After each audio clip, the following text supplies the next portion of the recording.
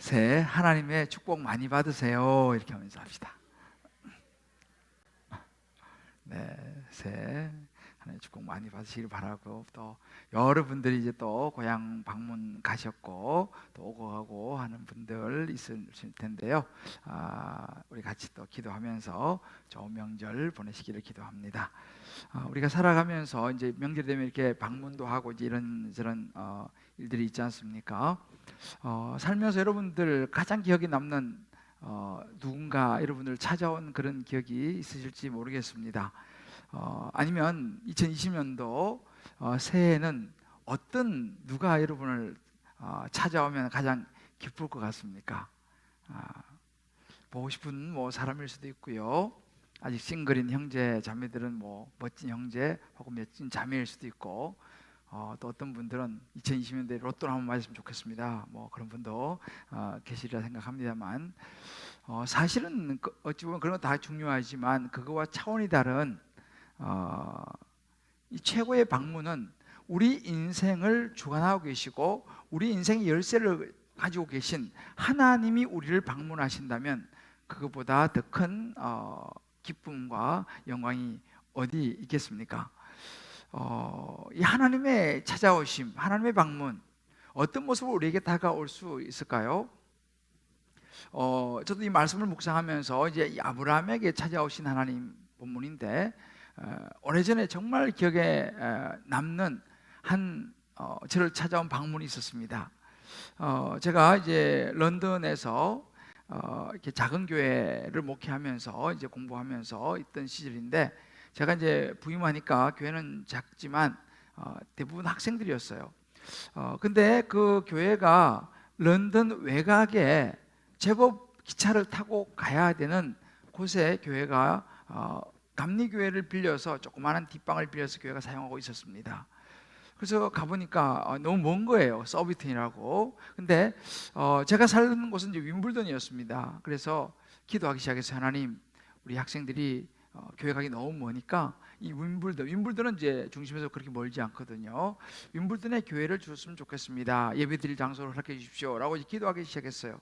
그리고 이제 저희 집사람하고 같이 윈블던에 있는 교회를 찾아다니기 시작했습니다. 물론 영국 교회죠. 우리가 빌려 쓸 수 있는 교회를.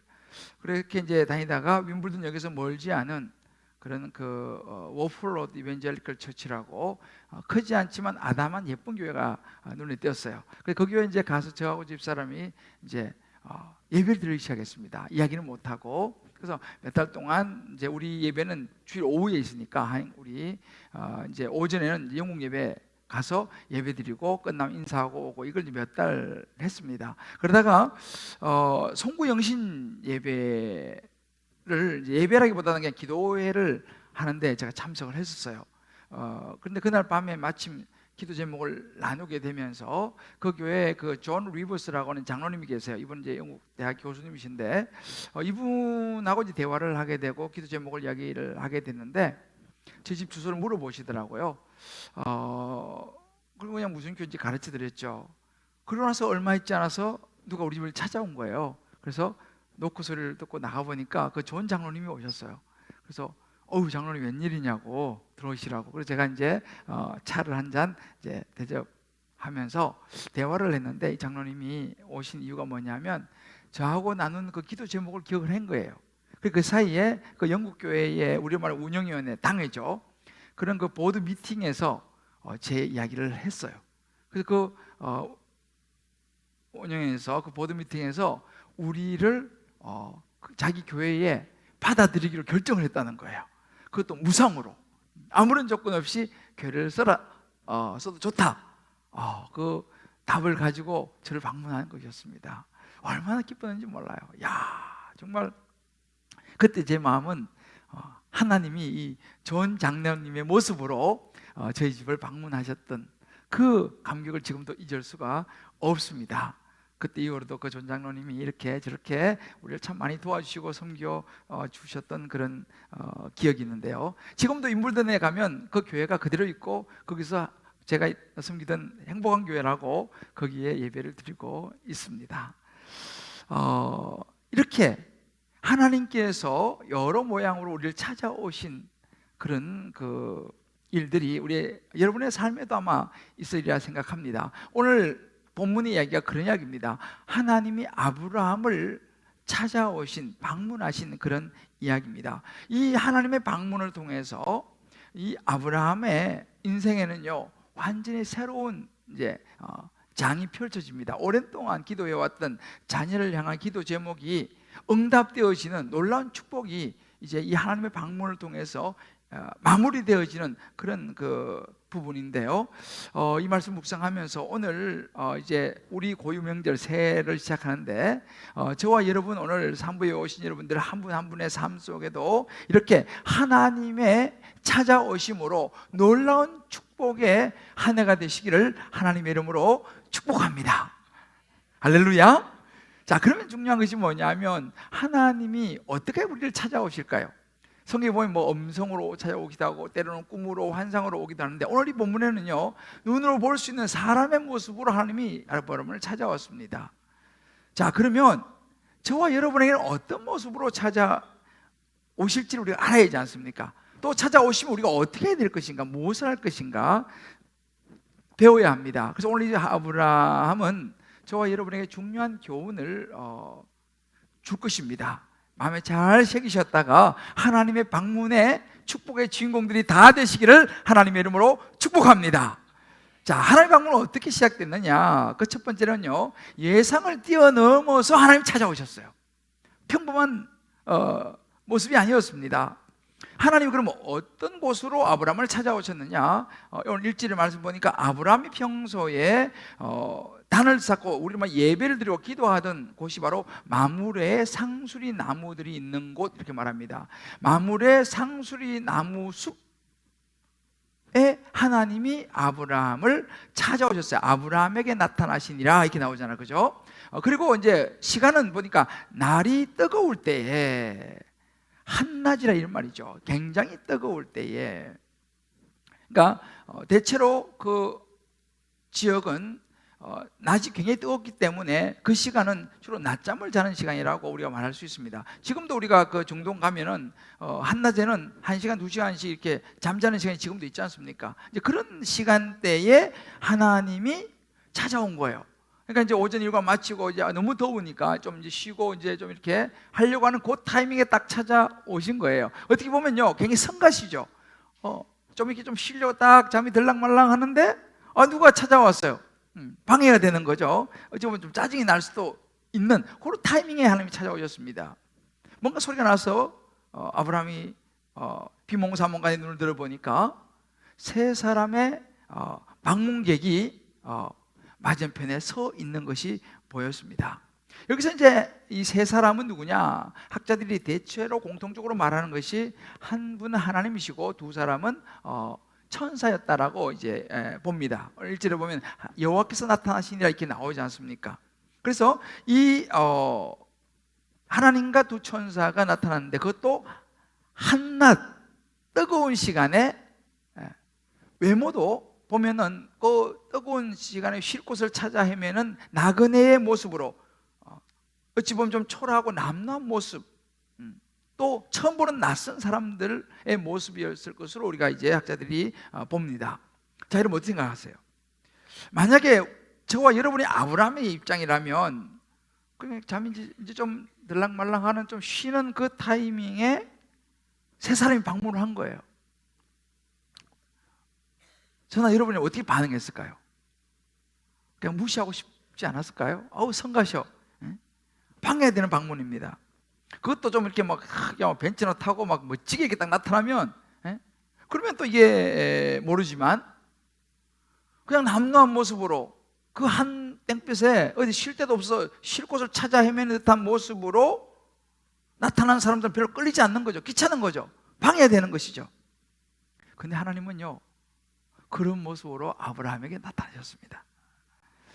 우리는 지금 이런 거죠. 우리가 이렇게 예배를 드리고 기도하는 이런 시간에 하나님이 찾아오시기도 하지만 이런 시간이 아니라 우리가 평상시 뭐 직장 생활하는 어떤 상황 속에서, 때로는 뭐 여자분들 뭐 쇼핑을 하는 그런 시간 속에서, 뭐 각자가 좀 이렇게 때로는 뭐 쉬고 싶은 그런 때, 혹은 뭐 요즘처럼 이 명절 뭐 이럴 때도 하나님의 우리를 찾아올 수 있다는 사실입니다. 그러니까 어찌 보면 딱 정해진 시간이 없는 거죠. 우리가 생각하지 못했던 그 타이밍에 하나님이 우리를 찾아오실 수 있다는 사실이에요. 그것도 예상하지 못한 모습으로. 여러분, 예수님 보십시오. 예수님은 하나님의 아들이셨지 않습니까? 하나님의 아들이면 보통 이제 삶 생각할 때, 야, 하나님의 아들 정도 되면 뭐 왕궁의 왕자의 모습으로 이렇게 이 땅에 태어나셔야 되는 거 아니겠습니까? 근데 예수님은 전혀 그러지 않았습니다.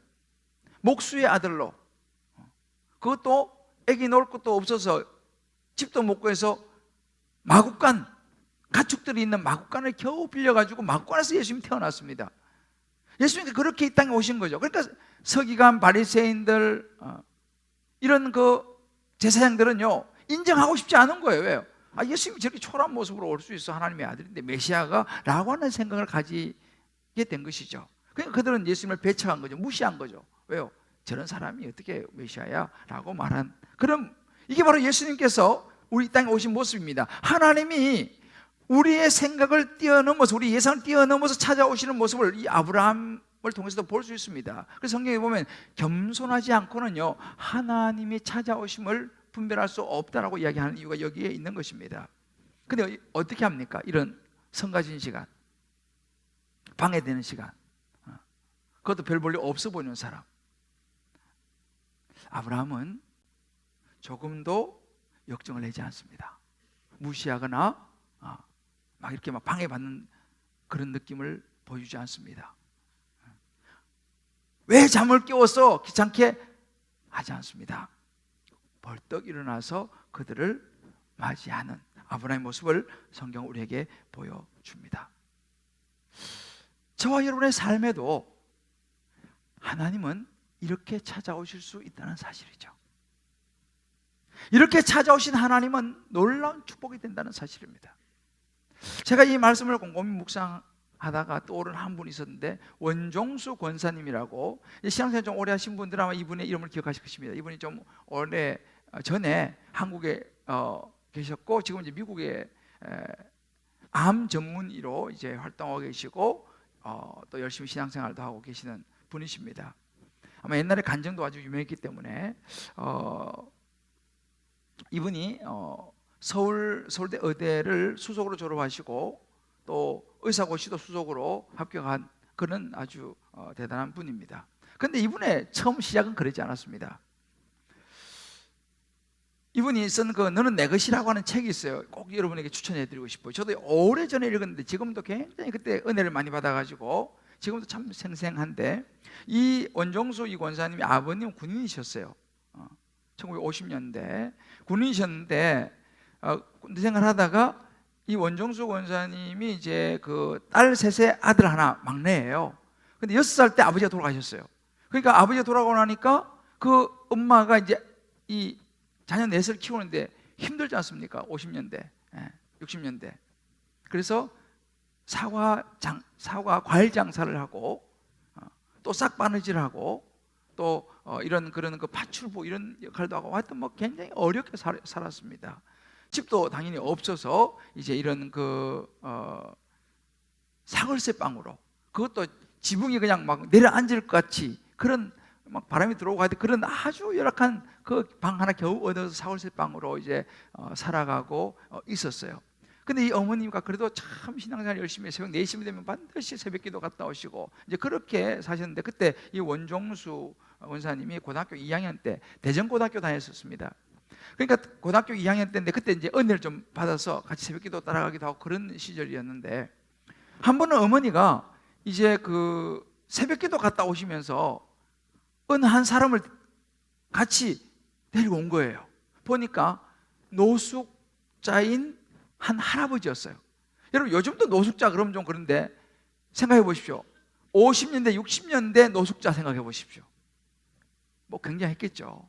그 당시에 노숙하고 있으니까. 그러니까 막 냄새부터 해서 옷은 몇 달을 안 빨아서 쩔어가지고 하여튼 뭐 그런 상황인데, 그것도 할아버지를 집으로 모시고 왔고 이 아들한테, 종수야 빨리 이 할아버지 목욕시켜드려라 이렇게 이야기를 한 거예요. 그런 집에 무슨 목욕을 시킬 수 있는 환경이 되겠습니까? 세숫대야에 물 떠와가지고 엄마가 하라니까 세숫대에 물 떠와갖고 나가서 나무까지 주워가지고 그 물 세숫대 물 데펴갖고 그 물로 그 할아버지 목욕을 이제 이렇게 드리고 그 옷 못 입잖아요. 할아버지 옷 다 내드려 옷이 그런지 무슨 옷이 있습니까? 그 삼촌이 물려준 그 네이가 한 벌 있어요. 그거 이제 자기 거 자기 입으려고 그거 물려받아가지고 그건 내드리라. 그거 내드리고 그 당시 먹을 것이 없어가지고 보리쌀 한 줌에다가 그냥 배추 시래기 이런 거 주워다가 넣고 끓여서 먹던 그런 시절이었는데 그거 그냥 가족들 먹을 것도 없는데 그냥 세 그릇씩 다 드시고 뭐 이제 그런 시절이 있었어요 이분이. 그런데 이제 그 이후로 미국에서 이제 지내다가 디트로이트에서 이분이 한 그 병원 개업을 합니다. 그리고 교회를 열심히 신앙생활했어요. 근데 그 당시에 이제 좀 한참 전이죠. 그 미시간 대학의 한인 크리스찬 유학생들이 집회를 했는데 이분을 초청한 거예요. 이제 개업 의사이기도 하고 또 신앙생활 열심히 교회 다니니까 초청에 간증을 좀 해달라 그러는데 가서 뭐 간증을 하려니까 무슨 말을 할까 이게 막연한 거예요. 그래서 이제 일단 가서 뒤에 앉아갖고 잠깐 이제 기도를 했대요. 하나님 제가 이렇게 오긴 왔는데 제가 무슨 간증을 해야 됩니까? 기도하는데 그때 하나님께서 몇 장면을 탁 필름처럼 스치게 한 것이 그 할아버지 장면이었다는 거예요. 그 할아버지가 떠오르면서 그때 이제 부끄러운 이야기지만 자기가 너무 더러워가 손으로 못하고 그 나무까지 주워가지고 할아버지 옷을 이렇게 벗긴 그 장면도 떠오르면서 그때 들리는 음성이 기억이 나는 거예요. 그 할아버지가 바로 나였다. 너가 그때 그렇게 추워 떨고 있는 나, 사람들은 다 성경책 들고 지나가는 사람들이 많았지만 다 지나갔는데 너희 엄마만 나를 돌아보고 나를 너희 집으로 데려왔지. 그리고 목욕시켜주고 옷 입혀주고 먹을 것도 줬지 않니? 그게 바로 나였다 라고 예수님이 말씀하시더라는 거예요. 그러면서 이렇게 말씀하시기를 이제부터는 내가 너를 먹여 살리겠다. 네가 나에게 그렇게 했으니 이제 내가 책임져 주마. 내가 네 의식주를 책임져 주겠다. 이렇게 말씀하신 음성을 들은 거예요. 그리고 이제 시간이 지나고 나서 돌아보니까 이 원종수 권사님이 뭐를 깨달았냐면요, 그때 그 할아버지 자기 너무 싫었다는 거예요. 자기 먹을 것도 너무 힘든 상황에서 어머니 또 모시고 왔고 이렇게 하니까 너무 싫었지만 시간이 지나고 자기가 이제 의사가 되고 이제 이렇게 살면서 보니까 자기 인생에 그때 그 할아버지를 섬긴 그것이 굉장히 중요한 타이밍이었더라는 거예요. 그때 이후로 그의 인생이 완전히 놀랍게 바뀐 것을 보게 돼요. 어떤 일이 있었냐면요, 그때 이제 원종수 그 대전고등학교 2학년 학생이죠. 2학년 학생이 480명이었는데 410등을 했대요. 공부도 뭐 별로 관심도 없고 공부도 뭐 하지도 않고 그런 시절이 있는데, 그래도 교회는 이제 열심히 다니고 기도하는데 오늘 그 일이 있고 난 이후에 교회 새벽 기도로 가서 이제 기도를 하는데 너무 허기져 가지고 기도도 안 나오고, 그래서 좀 누워 있다가 머리맡에 있는 성경책을 그냥 너무 힘드니까 펴서 읽었는데 로마서를 읽었다는 거예요. 그래서 로마서를 처음부터 다 읽고 나니까 참 좋더라는 거죠. 그래서 다시 로마서 한 번 더 읽었대요, 그 자리에서. 그러니까 막 그냥 너무 마음이 기쁘고 막 찬송이 나고 힘이 나서 집으로 왔던 그 기억. 그런데 이제 학교를 다니는데 돈이 없으니까 버스 못 타고 걸어 다니는데 학교를 이렇게 가는 데 있죠. 너무 배도 고프고 가는데 갑자기 로마서가 딱 떠오르면서 로마서가 한 장 한 장이 넘어가더라는 거예요. 그러니까 우리가 보통 사진 찍히면 탁탁탁 넘어가듯이 로마서 1장부터 착착착 넘어가더라는 거예요. 오, 신기한 거예요. 성경이 그냥 자기 머릿속에 다 찍힌 거예요. 근데 그때 이제 무슨 일이 있었냐면 학교로 갔는데 선생님이 불렀어요. 종수야, 너는 홀 어머니 밑에 외아들인데 이렇게 공부를 안 해서 되겠냐? 410등이 뭐냐? 공부 좀 해야 되지 않겠냐? 이런 이야기를 이제 합니다. 그 이야기를 이 원종수 학생이 듣게 돼요. 그러면서 처음으로 야, 그래 맞아, 내가 공부를 해야지, 이렇게 해서 될까? 공부 좀 해야겠다. 처음으로 마음 먹었대요. 그리고 정말 이제 집에 가서 공부를 하는데 국사 이제 시험이 있는데 국사책을 다 읽었다는 거예요. 쫙 읽고 시험 보러 갔는데요.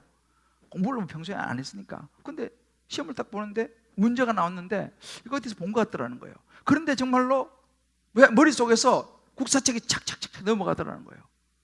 그래가지고 그냥 머릿속으로 답을 다 찾는 거예요. 책을 넘기면서. 그런 일이 생겼어요. 그 국사 100점 맞은 거예요. 그래가지고 410등 하는 학생 있잖아요. 공부를 시작하고 나서 전교 5등을 한 거예요. 난리가 났죠. 그래서 대전고등학교를 1등으로 졸업해서 서울 의과대학을 들어간 거고 이제 그렇게 풀린 겁니다. 근데 수학은 안 되더라고요. 수학은 이거 아무리 읽어보고 가도 답이 없잖아요. 수학 책에. 수학은 30점, 40점밖에 못 받았대. 그러면서 그때 이후로 이분은요, 책만 딱 읽지 않습니까? 그대로 탁 지켜가지고 착착착. 그리고 시험 처음 무조건 100점인 거예요. 수학 빼고. 그 간증을 하더라고요. 하나님이 그렇게 자기를 찾아오셨다는 사실이죠. 저와 여러분의 인생 속에서도 이렇게 하나님이 찾아오게 되기를 주의 이름으로 축복합니다. 여러분의 자녀의 삶 속에서도 이런 하나님이 찾아가시기를 주의 이름으로 축복합니다. 우리 삶 속에서도 이렇게 하나님 지금도 찾아오고 계세요. 여러분, 예수님은요, 하나님 우리 삶에 찾아오신 거예요. 우리 인생이 여러 가지 종류가 다 다르고 상황이 다 다르지 않습니까?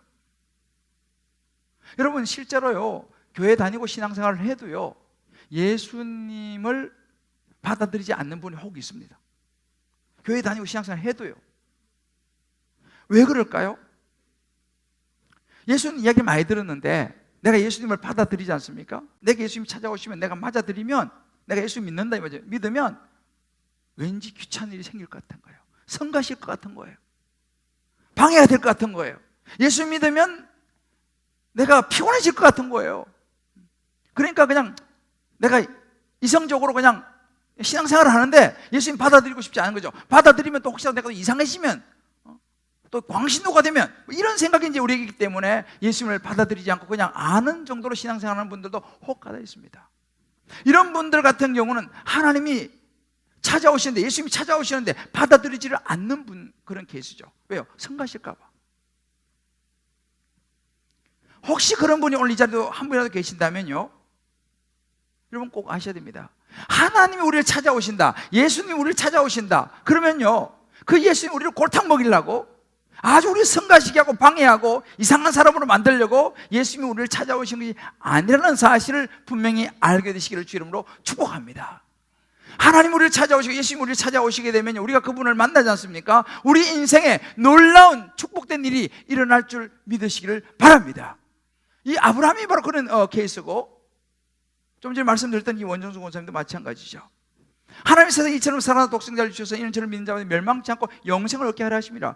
하나님 우리를 찾아오신, 예수님 우리를 찾아오시는 것은요, 우리에게 영원한 생명을 주시고 우리 인생을 완전히 바꿔서 축복된 인생으로 바꾸시기 원하신 것이 하나님의 찾아오심, 예수님의 찾아오심이라는 것을 꼭 아시고 예수님을 꼭 마음속에 모셔드릴 수 있는 저와 여러분 되시기를 주의 이름으로 축복합니다.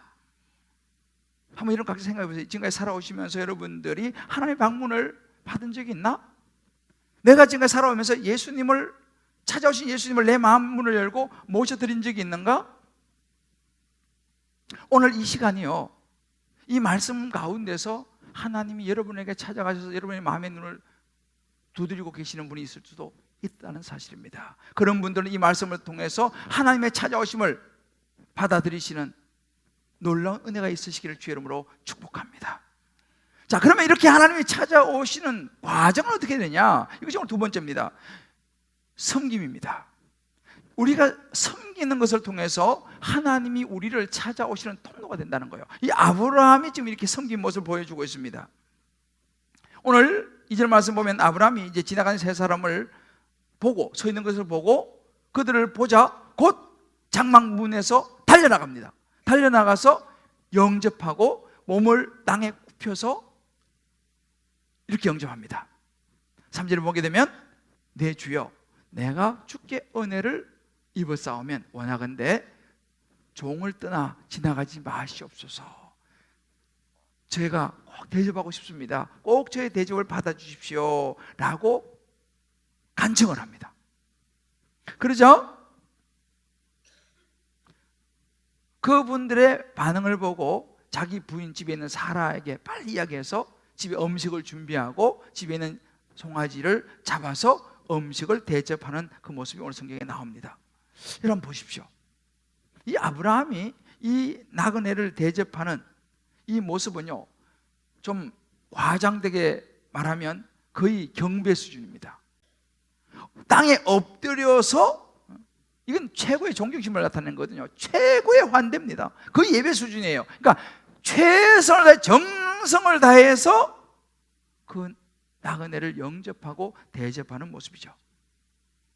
이것이 바로 우리 그리스도인의 모습이 된다는 것입니다. 이런 섬김의 모습을 통해서 하나님이 찾아오심을 만날 수 있다. 사도 바울은 골로새서 3장 23절 24절 이렇게 말합니다. 무슨 일을 하든지 마음을 다해 주게 하다 하고 사람에게 하다 하지 말라. 이는 기업의 상을 주께 받을 줄 아나니, 상은요 하나님 주시는 거예요. 너희는 주 그리스도를 섬기느니라. 우리가 직장이든지 뭐 가정이든지 우리가 각자 서 있는 그 자리에서 우리가 열심히 섬기면요, 그것이 하나님을 섬기는 것이고 예수님을 섬기는 것이 된다라고 성경이 말합니다. 그래서 우리 예수 믿는 사람들은요, 우리에게 주어진 모든 일은 주님이 맡기신 것이다 라고 생각하는 마음 자세가 필요하다는 것입니다. 그래서 히브리서 13장 2절에 보면 히브리서 기자가 이렇게 말합니다. 손님 대접하기를 잊지 말라. 이로써 부지 중에 천사들을 대접한 이들이 있었느니라. 부지 중에 그냥 모르는 사람, 모르는 상황에서 대접을 했는데 대접하고 보니까 천사들이라는 거예요. 여러분 오늘 이 본문을 가만히 보면요, 중요한 한 가지가 뭐냐면 아브라함이 이 방문자들이 누구인지를 몰랐다는 것입니다. 아브라함이 이 세 나그네 중에서 한 분은 하나님이시라는 것을 아브라함은 몰랐다는 사실이에요. 만약에 알았다면 어떻게 됐겠습니까? 그런 아브라함은 알지를 못했습니다.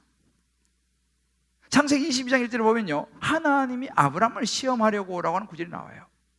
하나님이 내가 하나님이다 이렇게 찾아간 게 아닙니다. 그 초라한 나그네 모습에 섞여가지고 찾아가신 거예요. 그런데 아브라함이 하나님인 줄은 몰랐지만 그저 정성을 다해서 섬기고 대접하는 과정에서 그 안에 하나님이 계셨던 것입니다.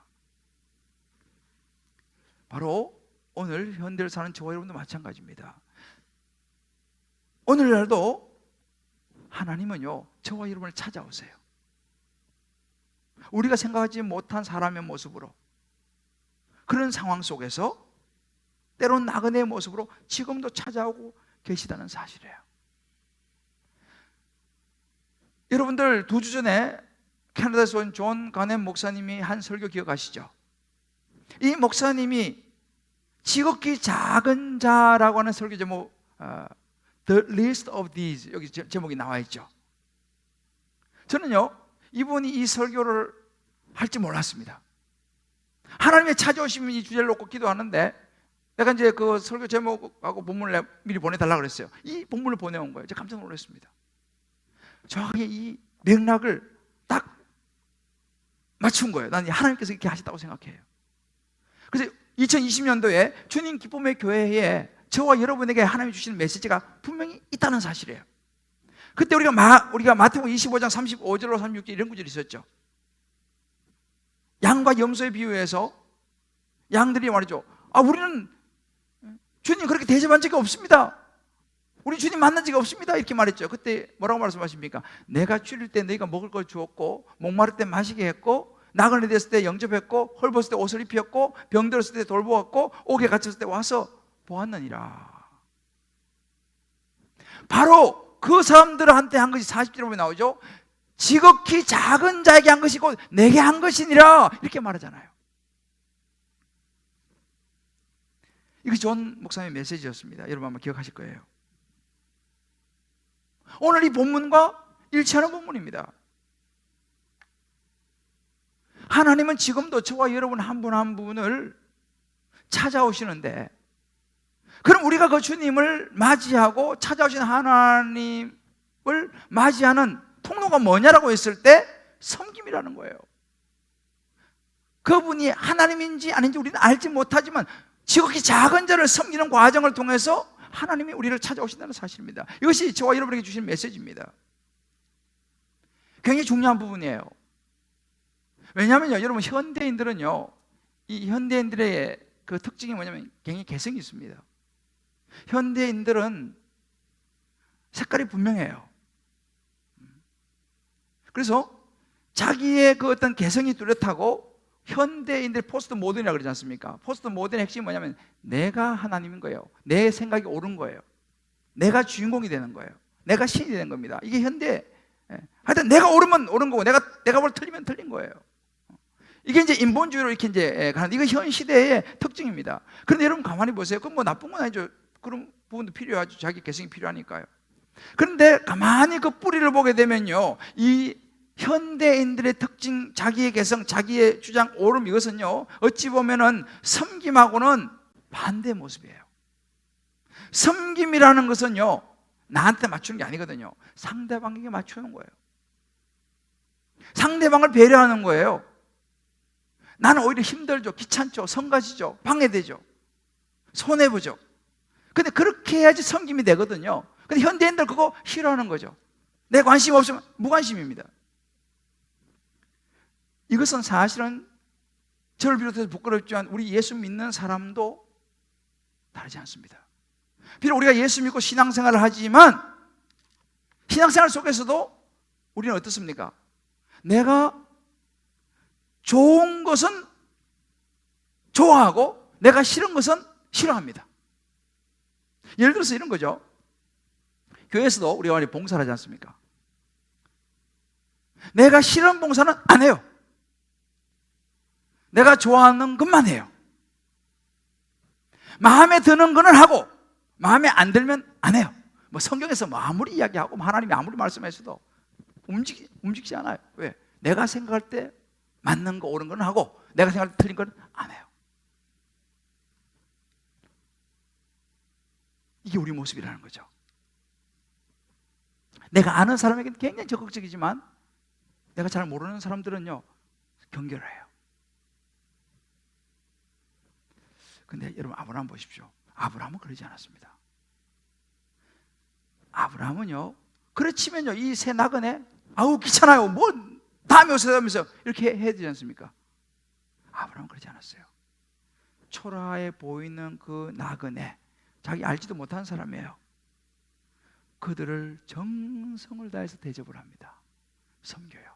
이게 아브라함이었어요. 이게 사실은 주님이 우리 신앙인들에게 원하는 모습이에요. 실제로 오늘날은요, 우리 신앙을 가만히 보면 하나님을 향해서 막 찬양하고 경배하고 막 너무너무 좋아해요. 좋은 거죠. 그런데 내 이웃을 향해서, 내 주변을 향해서는 냉담합니다. 의외로 이런 경향이 많아요. 돌보는 거 별로 좋아하지 않아요. 분리하는 경향이 있어요. 하나님 수직은 아주 좋아. 근데 수평적인 삶은 원하지 않아요. 아브라함은 그러지 않았어요. 아브라함은 하나님과의 관계뿐만 아니라 수평적인 차원도 잘 보여주고 있어요. 이게 건강한 그리스도의 모습입니다. 그런 이야기지만 가끔씩 목사님들 이렇게 만나면요, 물론 그냥 우스갯소리 같지만, 아니 내가 사람의 종이에요, 난 하나님의 종이요, 사람의 종이 아니고, 이렇게 말합니다. 맞는 것 같아요. 난 하나님의 종이지 사람의 종 아니에요. 나한테 그런 이야기 하지 마세요. 이게 맞는 이야기일까요? 엄밀하게 말하면 그건 틀렸습니다. 나는 하나님의 종이니 사람 종 아니니 사람들 나한테 뭐라고 하죠? 아니요, 여러분들. 갈라디아서 5장 10절 이렇게 말합니다. 형제들아, 너희가 자유를 위하여 부르심을 입었으나 그러나 그 자유로 육체의 기회를 삼지 말고 오직 사랑으로 서로 종노를 하라. 우린 자유입니다. 좋아하고 싶으면 좋아하고 싫어하는 사람 싫어할 수 있는 자유가 있어요. 우리는요, 하고 싶은 거 하고 하기 싫은 거 안 하는 자유가 있어요. 그 주님 뭐라고 말씀하십니까? 그래 너 자유롭게 살아라 이렇게 말합니까? 자유는 있지만 그 자유를 가지고 육체의 기회, 너가 하고 싶은 대로만 살 게 아니고 오히려 그 자유를 가지고 서로 종로를 해야 이 말입니다. 그 목사가 하나님의 종이 사람의 종이냐? 하나님의 종은 사람의 종이라는 사실이에요. 하나님의 종은 사람을 섬겨야 됩니다. 우리가 하나님을 섬기는 신앙이라면요, 우리 주변의 사람들을 섬겨야 되는 거예요. 이것이 성경이 우리에게 말해주고 있는 것입니다. 사람을 섬기는 것이 주님을 섬기는 거예요. 여러분, 가족을 섬기는 것이 주님을 섬기는 것입니다. 부모를 섬기는 것이 하나님을 섬기는 것이고요, 남편, 아내, 자녀를 섬기는 것이 하나님을 섬기는 것입니다. 오늘 성경이 우리 그걸 말해주고 있는 거예요. 믿습니까? 자, 우리 옆에 분이 이렇게 한번 얘기해 줍시다. 사람을 잘 섬기는 것이 하나님을 잘 섬기는 것입니다. 하나님 섬긴다고 말하면 사람을 섬기지 않는 사람은요, 사람을 무시하고 귀찮다고, 그 사람은 성경적이지 않다라고 말할 수 있어요. 제가 어느 교회에 그 소그룹 리더, 우리만 다락방 순장 이야기 간증을 들었어요. 이 남자분 순장님은 중장비 운전하는 분이에요. 생활이 어려우니까 점심과 아끼라고 도시락 싸가지고 새벽 4시에 출근하고, 부인은 식당에서 일해요. 참 힘들죠, 그죠? 근데 이렇게 힘든 사는 부부가 우리로 치면 이 소그룹 이 다락방을 섬기는 거예요. 근데 순원들이 더 형편이 더 나아요, 다들. 그렇지만 이 두 사람이 순장인 거예요. 근데 일주일에 한 번씩 집에서 다락방 하려고 하면 그래도 밥이라도 하고 뭐 반찬을 한두 개 해야지 않습니까? 그럴 돈이 없는 거예요. 그래가지고 그 돈 마련하려고 도시락 싸가지 다니고, 커피 마신 그 커피 안 마시고 그 아꼈다가 그 돈으로 일주일에 한 번씩 하는 다락방 비용, 그 식사 준비를 그걸로 한다는 거예요. 그래서 이제 집에 와서 다락방을 일주일에 한 번씩 하는데, 그 순원들이 형편이 다 이 사람들보다 낫잖아요. 그리고 와서 이제 뭐 조촐하지만 밥을 먹고 이제 다락방을 그 집에서 하는데 다들 은혜를 받는다는 거예요. 야, 우리보다 훨씬 부족한데 이렇게 우리를 잘 섬기는구나. 이 순원들이 은혜를 받는 거예요. 근데 이 두 사람이요, 그런 이야기를 하는 거예요. 다 형편은 자기들보다 나은 순원들이지만 그분들이 와서 이렇게 참 고마워하고 은혜 받는 그 모습 보면요, 자기는요, 그 막 힘들고 이 모든 게 다 사라져 버린다는 거예요. 내가 이렇게 섬길 수 있어서 너무 감사하다 라는 감정이었어요. 근데 시간이 지나고 보니까 그 순원들이 이제는 보니까, 야, 저렇게 힘들게도 우리를 섬기는데 우리 집에서도 다락방 한번 합시다 라고 이야기하기 시작하더라는 거예요. 여러분, 이게 섬김입니다. 섬김이 섬김을 낳는 거예요. 우리 순장님들 참 수고를 너무 많이 하시죠. 우리 순원분들도 여러분 순장님들 수고를 잘 보세요. 그래서는 아예 다락방 안 가지 않습니까? 그러지 마시고 속으로만 나가서, 이게 섬김입니다. 자, 그러면 이러한 섬김의 결과가 어떻게 되냐? 마지막입니다. 하나님의 찾아오심으로 인한 축복이 있더라는 거예요. 이렇게 섬기니까 여기에 따라오는 축복이 있더라는 것입니다. 5절에 보면 이제 찾아와서 이 아브라함이 얘기합니다. 당신들의 종에게 오셨습니다. 이렇게 대접할 수 있게 돼서 너무너무 기쁩니다 라고 이야기합니다. 이렇게 극진하게 대접하려고 하는 이 아브라함에게 하나님께서 어떻게 반응하냐, 이게 나옵니다. 그들이 이르되 내 말대로 그리하라. 하나님께서요, 이 아브라함이 이렇게 지금 섬기려고 하니까 그걸 받아줍니다. 그럼 그렇게 하시오. 하나님이 이 섬김을 받는 이것은 엄청난 축복이었습니다. 잘 대접을 받았습니다. 그리고 나서 물론 사라가 수고를 했죠, 아브라함도. 그런데 대접을 잘 받고 나서 한마디 남깁니다. 10절입니다. 그가 이르시되 내년 이맘때 내가 반드시 내게로 돌아오리니 내 아내 사라에게 아들이 있을 것이다. 내년 이맘때 아들이 태어날 것이다 라고 놀라운 축복의 메시지의 결론을 딱 내려줍니다. 놀라운 섬김에 임한 구체적인 축복입니다. 하나님께서요, 우리 힘들게 하려고 막 섬기라 그러고 막 봉사하라 그러고 그러지 않습니다. 왜? 그것이 우리에게 축복이 되기 때문에 하나님께서 우리 보고 하라 그러시는 거예요. 놀라운 축복이 기다리고 있기 때문에 말이죠. 여러분, 열왕기상에 보면 17장에 보면요, 시돈 땅에 한 과부의 이야기가 나와요. 흉년이 들어가지고 먹을 게 없어요. 그리고 이 과부 집에 남은 게 이제 밀가루 한 움큼하고 기름 조금, 그게 전부 다야. 그래서 이제 이거 마지막으로 이거 꺼가지고 떡 만들어갖고 아들하고 둘이서 먹고 죽자. 이제 더 이상 없으니까. 그러고 있는 참에 엘리야 선지자가 그 집을 방문합니다. 방문해가지고 뭐라고 이렇게 얘기해요.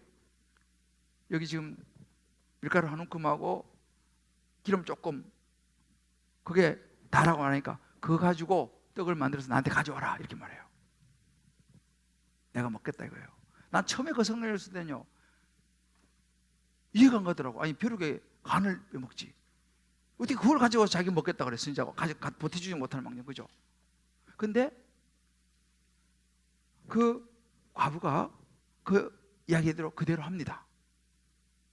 근데 놀라운 일이 생겼어요. 엘리야 선지자가 그 마지막 남은 거 먹고 죽으려고 그랬는데 그거 가져오라 해서 자기가 먹고 축복하고 기적이 일어나는데요, 그 집에 그 흉년에 밀가루가 떨어지지 아니하고 기름이 떨어지지 않은 기적이 나타난 거예요. 할렐루야. 이것이 성김과 대접의 축복입니다. 여러분, 신약에도요, 사케오 아시죠? 사케오. 예수님 자기 집으로 한번 모시고 싶고요, 예수님이 가겠다 그러니까 너무너무 기뻐하면서 아우 부담스러워, 청소해야 되고 막 아우 이렇게 하지 않았어요. 여기서 말씀하세요. 이렇게 하지 않았습니다. 너무 기뻐하면서 오십시오. 너무너무 기뻐하는 거예요. 그리고 자기 재산의 반을 떼어서 가난한 사람들에게 주고 자기가 못할 짓 한 사람들에게 다 나눠주겠다 이렇게 얘기합니다. 그때 예수님이 이렇게 말씀하십니다. 오늘 너희 집에 구원이 임하였느니라. 할렐루야. 사케오는 예수님의 방문을 통해서요, 그가 구원을 받고 그 집안이 구원을 받은 거예요. 여러분, 재산이 억만큼 있으면 뭐 하겠습니까? 영원히 구원을 받지 못하고 세상을 떠난다면요, 그 무슨 의미가 있겠습니까? 지난주에 여기 가까운 데 사시는 분 1조 남기고 가셨잖아요. 1조 있으면 뭐 하겠습니까? 1조 가져갑니까? 한 푼도 가져가지 못해요.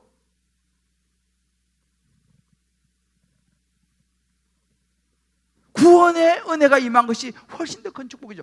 이 사케오 예수님을 맞으면 그런 축복을 받은 거 아니겠습니까? 원종수 권사님의 어머니의 그 믿음이 그 아들의 놀라운 축복의 통로가 됐다는 사실이에요. 저도 이 말씀을 묵상하면서 우리 어머니 생각이 나더라고요. 저희 또 무지 가난했거든요. 제 어머니가 어릴 때 정말 가난했어요. 그래서 매일 새벽기도 갔다 오시고 정말 잘했어요. 이웃도 뭐 교회 또 교육자 하여튼 너무너무 정말 제가 볼 때 난 때로 불평이 나올 정도로 그렇게 하시더라고. 우리도 없는데 저렇게까지 할 필요 있냐. 세월이 지나고 보니까 사실 저희 어머니가 그렇게 섬긴 것이 다 제게 축복으로 왔더라니까요. 제가 지금 그 복을 다 받고 있더라니까요. 할렐루야. 여러분들 자녀들이 축복을 받기를 원하세요? 여러분 자녀들이 하나님의 놀라운 은혜와 기적을 경험하기를 원하세요? 여러분 잘 섬기시기 바랍니다. 여러분이 섬기시고 여러분이 하나님을 맞아들이시면요, 그 축복이 여러분 자녀에게 그대로 넘치도록 흘러가게 될 줄을 믿습니다. 예수님 이렇게 말씀하셨어요. 마가복음 10장 45절에 인자가 온 것은, 내가 온 것은 섬김 받으러 온 게 아니고 섬기고 심지어 목숨까지 내주기 위해서 내가 왔다라고 말씀하십니다. 여러분의 섬김을요, 하나님은 기억하시고 여러분 자녀를 반드시 축복하실 줄을 믿습니다. 그런 마음을 가지고 섬기면요, 섬기는 자체가 기쁨인 거예요. 설레는 거죠. 어떤 분은 뭐 성격이 좋아서 잘 섬긴다. 물론 그런 분도 있어요. 성격이 좋아 잘 섬겨. 여러분 근데 성격이 좋아 잘 섬긴 게 아니에요. 섬기는 건 누구나 다 힘들어요. 누구나 힘들어요. 성격이 좋은 사람들은 안 힘드나요? 다 힘듭니다. 진짜 섬김은요, 믿음이 좋은 사람이 섬기는 줄을 믿습니다.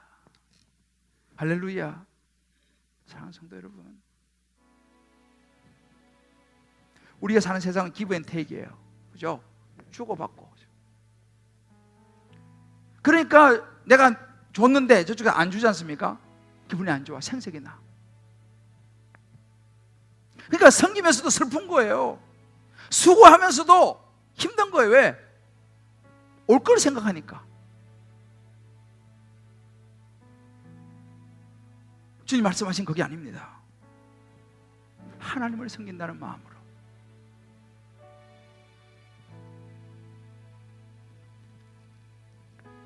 힘들지만, 성가시고 좀 힘들지만 여러분 2020년도 잘 섬기시기를 주의 이름으로 축복합니다. 부모님들을 잘 섬기십시오. 남편과 아내를 잘 섬기십시오. 자녀들을 잘 섬기십시오. 그 자리에 하나님이 계십니다. 올해는 여러분들, 우리 다락방들도 진짜 힘든 분, 피치 못할 분들은 제외하고 다 집으로 가셨으면 좋겠어요. 힘들지만, 청소도 해야 되고 하지만 집에서 우리 교회 건물도 없지 않습니까? 우리 집에 누추하지만 우리 집에서 찬송하고 말씀 나누고 기도하면요, 그 자리에 그 순원의 모습 속에 하나님이 와서 앉아 계신 줄 믿습니다. 그럼 하나님 대접하는 거 아니겠어요? 집에서 다락방하는 게 축복입니다, 여러분들. 왜요? 하나님이 순원의 모습으로 오신다니까요.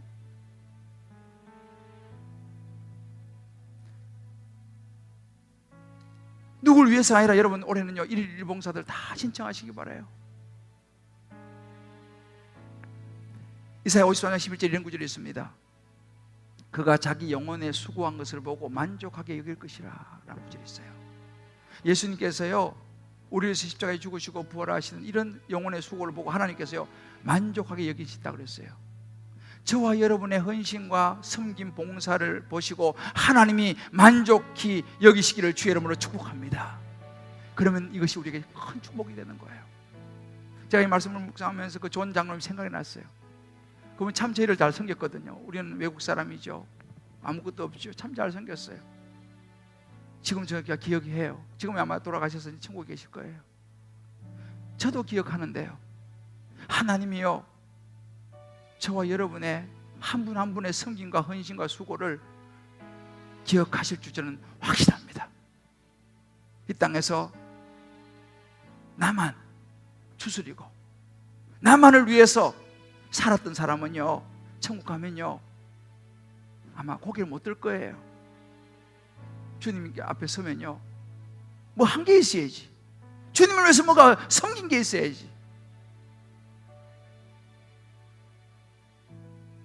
의료봉사 우리 교회가 지금 잘하고 있어요. 뭐 미용봉사 하고 싶어도 못 하잖아요. 그건 자기 특기가 있어야 되는 거야. 무엇이라도 여러분 찾으시기 바랍니다. 의자 까는 이거는 힘만 있으면 돼요. 무엇이든지 교사 성가시고 힘들죠. 그렇기 때문에 헌신이에요. 그게요. 그러니까 섬김인 거예요. 그러니까 그런 걸 통해서 하나님이 찾아오시는 거예요. 할렐루야. 명절 섬김의 기회이죠. 여러분의 섬김이 천국에서 해같이 빛날 줄 믿습니다. 우리 찬양 같이 부르면서 오늘 말씀 붙들고 같이 한번 기도했으면 좋겠습니다. 오늘 말씀 가운데 여러분 각자 주신 하나님의 음성이 있으리라 생각합니다. 혹시 아직 예수님이 찾아오셨는데도 성가실까 봐 거리를 두고 있는 분이 계시면, 혹시라도 내가 손해볼까 봐, 내 인생에 방해가 될까 봐 예수님을 받아들이지 못한 분이 계시다면 이 시간 마음의 문을 열고 찾아오신 예수님을 오늘 이 말씀 가운데 받아들이시길 바랍니다. 놀라운 축복이 시작될 것입니다. 여러분들 신앙생활 하시면서 어떤 섬김을 감당하고 있습니까? 어떤 봉사를 하고 있습니까? 주님은 그곳에 계십니다. 그 자리에 찾아오십니다. 주차 봉사하고 의자 깔고 교사로 섬기고 이모저모로 교회에서 혹은 사회에서 또 가정에서 섬기는 모습 속에 하나님이 찾아오시는 거예요. 그런 부분도 여러분들 이 시간 기도하면서 결단하시면 좋겠습니다. 하나님 2020년도 제가 섬기며 살겠습니다. 제가 이 주님 앞에 찾아오신 주님을 만나기 위해서라도 내가 주님 힘들지만 성가시지만 헌신하겠습니다. 우리 한번 이 시간 조용히 주의 이름 부르면서 같이 한번 결단하고 기도하며 나가겠습니다. 하나님 아버지, 아브라함은 찾아온 남루한 나그네가 하나님인 줄도 몰랐지만 정성을 다하여 섬기고 대접하다 보니 하나님을 섬긴 것이 되었습니다. 찾아오신 하나님을 그렇게 대접할 수 있었습니다. 하나님, 현대는 바쁘고 여유가 없습니다. 옆에 사람을 돌아볼 여유도 없고 섬기고 봉사할 여유도 없습니다. 그러나 하나님 아버지, 오늘 하나님의 찾아오신 방문의 아브라함을 보면서 2020년도는 섬길 수 있는 은혜를 허락하여 주옵소서. 아멘. 섬김을 통해서 우리를 찾아오시는 하나님의 축복을 받는 통로가 되게 하여 주옵소서. 아멘. 우리의 삶에서, 우리의 신앙생활에서, 우리의 교회 생활에서 우리를 찾아오시는 하나님의 예비하신 축복의 주인공들이 다 되게 하여 주시옵소서. 아멘. 세상은 알아주지 않더라도 주님이 기억하고 계심을 믿습니다. 주님 앞에 섰을 때 염소의 자리에 서지 아니하고 양의 자리에 서서 우리의 그 섬김 묻혀버리고 잊혀져 버렸지만 하나님께 기억된 바 되어 칭찬받을 수 있는 우리의 이 땅에서의 섬김의 헌신의 삶이 되게 하여 주옵소서. 아멘. 그런 우리 주님 기쁨의 교회가 되게 하여 주옵소서. 아멘. 그런 목사가 되게 하여 주옵소서. 아멘. 그런 순장, 그런 성도가 되게 하여 주옵소서. 아멘. 그래 모든 하나님의 은혜와 축복의 통로가 되게 하여 주옵소서. 아멘. 예수님 이름으로 기도합니다. 아멘. 아멘. 우리 다 자리하시면서 이렇게 서로 축복합시다. 성가시지만 잘 섬김으로 주님을 맞이하십시다. 성가시지만 잘 섬김으로 주님을 맞이합시다. 할렐루야. 아멘. 이렇게 한번 다 축복합시다. 2020년도 섬김으로 축복의 주인공 되세요. 2020년도 섬김으로 축복의 주인공 되세요. 할렐루야. 아멘. 주님이 기억하시면 좋가리. 여러분 계좌 오른손 한번 들고요, 우리 마음을 한번 후렴으로 올려드리고 제가 축도하겠습니다. 주님이 기억하시면 족합니다. 이제는 높은 보좌를 버리시고 이 땅에 우리를 섬기러 오셔서 십자가에 지신 우리를 구원하시고 은혜 베푸신 예수님의 은혜와 놀라운 하나님의 그 사랑과 성령의 인도하심이 오늘 아브라함의 섬김의 모습을 마음에 담고 이 한 해를 나도 그렇게 섬기고 봉사하고 헌신하면서 부지불식간에 하나님을 맞아들이고 정말 주님 보시기에 만족스러운 삶을 이 한 해도 내가 살아가리라.